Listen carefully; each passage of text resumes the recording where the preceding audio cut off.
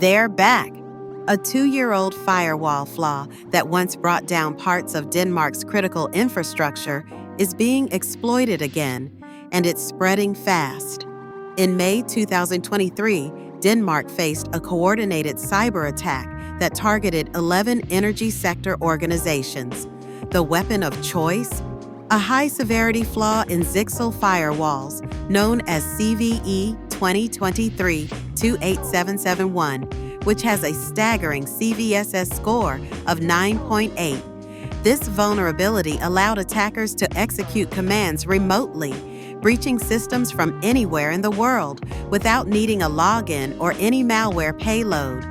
But the attack didn't stop there. In the weeks that followed, 22 additional organizations fell victim as the threat actors exploited other unpatched Zyxel vulnerabilities. The scale and coordination of this attack raised alarms, but the identity of those behind it remained unclear. However, the behavior exhibited pointed to botnets, including variants of Mirai, often utilized by both criminal gangs and nation-state proxies. Fast forward to June 2025, and GreyNoise reported a sudden surge in attempts to exploit CVE 2023-28771 again. On June 16th, a staggering 244 unique IP addresses, primarily traced back to Verizon business infrastructure in the U.S., were detected launching exploit traffic simultaneously.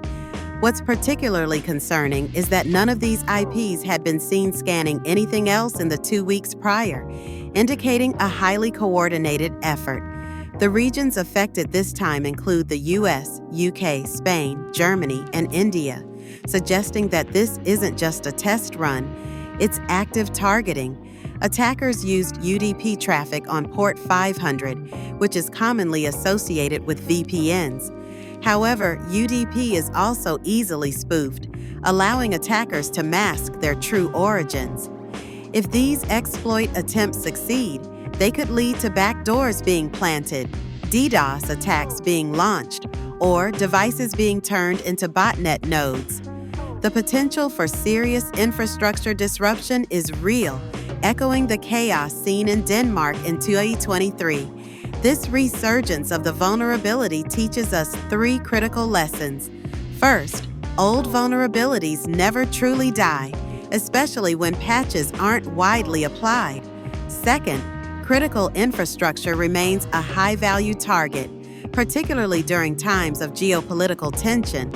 And third, botnets are evolving, now operating in stealthy waves and controlled remotely with military-like precision. So, what should you do?